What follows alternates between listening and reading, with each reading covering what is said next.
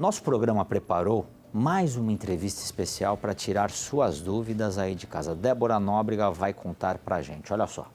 Oi, Paulo. Oi para todo mundo que está acompanhando aqui o programa Voz da População. O tema de hoje aqui da nossa entrevista é contrato, especificamente contrato imobiliário. Quais são os cuidados que a gente deve ter na hora de fechar um contrato para morar de aluguel ou para ter um comércio em algum imóvel ou até mesmo para passar um período, um fim de semana, uma temporada aí nessa época de férias. E para explicar como não cair nessas roubadas, como se precaver, eu recebo aqui o Dr. Paulo Akiyama, que é especialista em direito civil, a parte do direito que cuida aí dos contratos.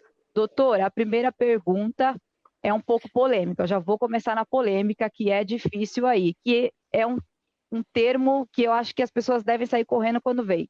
Condições do imóvel, porque é um tanto subjetivo, né? Mas é uma coisa importante e que tem que estar mesmo no contrato, tanto para resguardar o dono quanto o inquilino, para saber o que quer dizer essas condições do imóvel e o que deve ser feito tanto na hora de entregar a chave quanto na hora de devolver?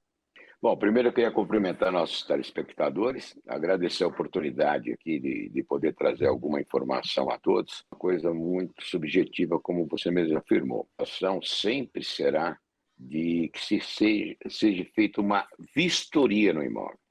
O que é uma vistoria, primeiro? Primeiro vai ser um laudo, vai ter um questionário, tá? Onde o candidato a inquilino, juntamente com o representante do locador, não necessariamente o locador, tá? Comparecem ao imóvel e vão começar, cômodo por cômodo, verificar as condições que ele se encontra. Pintura, banheiro, se tem azulejo quebrado, se tem problema na pia, se tem problema com torneira, se tem problema com vaso sanitário, piso, tá? Cozinha, se está com problema na pia também, se não tem, ou seja, se está na condição de habitabilidade perfeita, tá? Bem como as condições físicas do imóvel sejam perfeitas. Nós sempre orientamos tanto o locador quanto o locatário para que se faça um relatório, um laudo de vistoria acompanhado de fotos. Hoje em dia, todo mundo tem um celularzinho na mão, então é muito fácil você registrar tudo por fotos. Tá? Então, essa é a primeira orientação que nós fazemos. Então, eventualmente, na entrega do imóvel, se houver qualquer discussão a respeito das condições do imóvel, você tem o laudo, tá? Tem as fotos para que possa comprovar se houve dano, se não houve dano. E se aquele dano que houve já existia ou se não existia. Certo. E, doutor, um outro ponto também, às vezes, de discussão é sobre o reajuste do aluguel. Existe algum prazo, algum índice que deve ser seguido, ou isso fica a cargo mesmo do proprietário, à vontade dele? Como que isso funciona? O índice de reajuste de aluguel, ele é uma negociação entre as partes. Tá? Existia uma praxe anterior de se usar o IGPM. Porém, o IGPM houve um descolamento muito grande. Tá? E aí veio as correções de 20%, 25%, o que se tornou inviável para o locatário isso, principalmente ao locatário.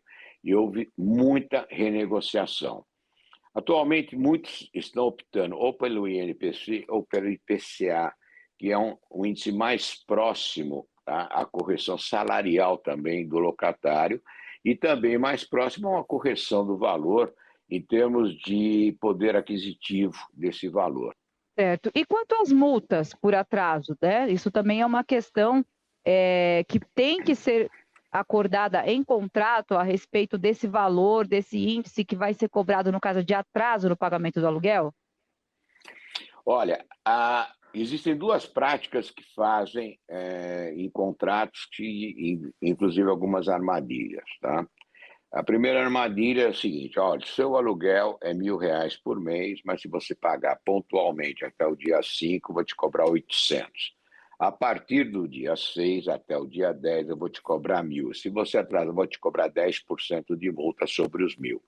Então, na verdade, você não está tendo 10% de multa. Tá? Você está tendo um percentual muito maior porque você está perdendo, entre aspas, aquele desconto que foi lhe dado, de pontualidade. Tá? Agora, a prática de mercado na multa de aluguel realmente é 10%, é uma penalidade forte, tá? Para que se evite atrasos. Porque, entenda bem, aquele que loca, o locador, ele conta com aquela receita. Tá? Então, a única forma dele segurar esse inquilino para que ele não atrase, tá, é a multa. Então, a única coisa que eu oriento, no caso, quem me procura como locatário, tá, ou mesmo locador, não use o artifício do desconto, isso é muito feio. Entendeu? Isso realmente, a hora que vai ao judiciário, vai demonstrar uma má-fé, tá? De uma questão de indução e aplicação de multa sobre multa. Então, isso daí não é um procedimento ético entre locador e locatário. Uma outra questão também, doutor, que sempre tem dúvida, é se o locatário, a pessoa que está alugando, ela é obrigada a pagar algumas coisas relacionadas ao imóvel, como, por exemplo, o IPTU ou alguma reforma que aconteceu, ou até mesmo condomínio, se a pessoa morar num apartamento que vai passar para o condomínio. É a obrigação dele, de quem está alugando, realmente arcar com essas despesas? Como é feito? Bom, vamos começar pelo condomínio. Tá? Isso é uma discussão muito grande.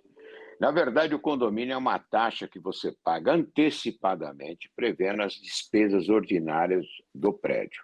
Que são essas despesas ordinárias? Folha de pagamento, conta de energia, conta de água e assim sucessivamente. Tá?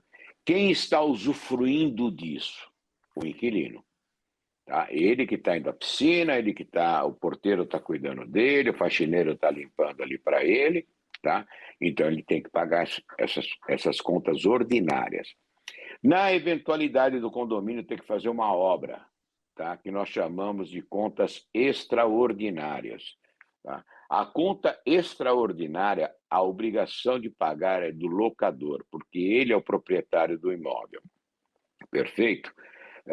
Agora vamos lá para o IPTU. A praxe de mercado é que o inquilino pague o IPTU em razão de que isso, em tese, não está englobado no valor da locação. O inquilino fala, não quero pagar o IPTU. Daí, em vez de ele pagar 1.000 de locação, ele vai pagar 1.100, englobando-se o IPTU. Tá? Porque o IPTU se refere a um imposto sobre o imóvel a qual ele está se utilizando. Perfeito? Com relação a reformas, tá? Vamos lá. A reforma é uma benfeitoria no imóvel. Isso é uma questão de negociação entre as partes.